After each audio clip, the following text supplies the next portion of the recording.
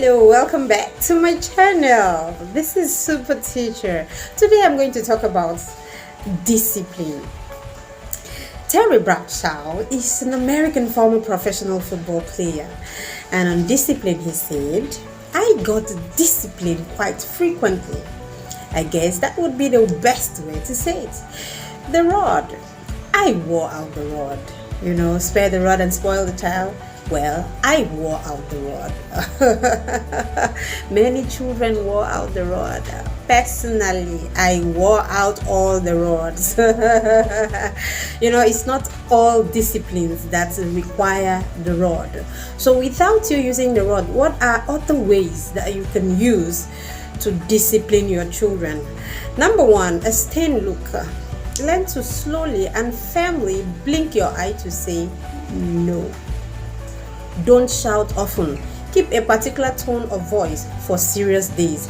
Number two, ground your child from something he or she really loves. One mother did everything to make her child listen, but she wasn't until the mother took out all her fashionable clothes, and she was crazy about fashion. So she made sure that she has to come back and do what she says to retrieve her clothes bag. Number three, let the natural law of consequences find them. In my class, I tell them, if you spill your food, you will pack it.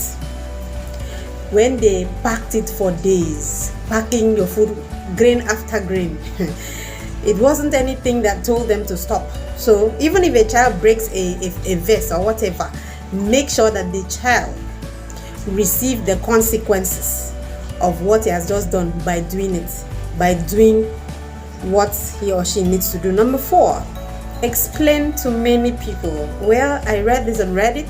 A boy says he stole something, and then when the dad when he was caught, the dad asked him to go and explain to everyone on the streets what he stole.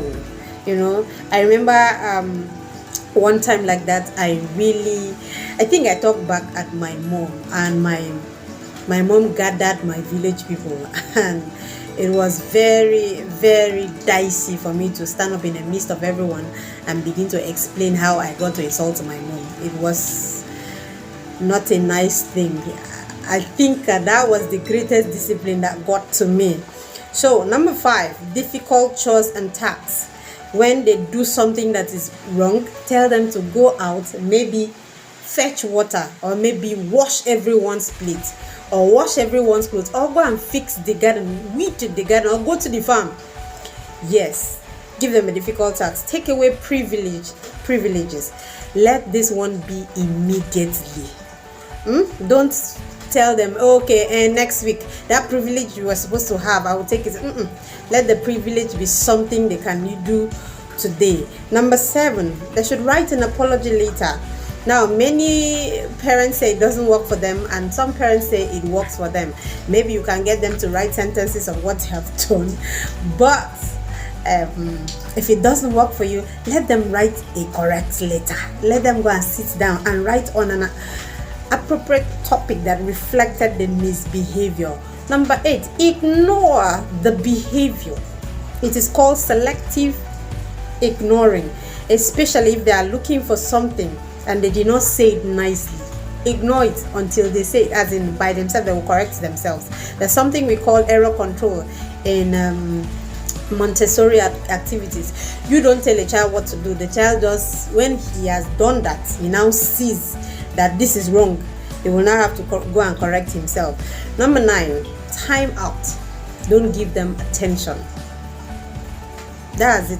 Tell them, go to your room and stay there, or leave whatever, leave everyone and go and stay on your own. But that means that you have to have a time in, and then your time in is almost always very interesting, such that if you give them a time out, it is painful and gets them to behave. Okay, so I don't want to talk much. So what worked for you? Please go ahead and drop what worked for you with your child, or what worked for you as a child, so that other people can learn. A lot of people are looking for ways to get their children disciplined. So please let me have your contributions. Please kindly share this post, give a contribution, and like Thank you.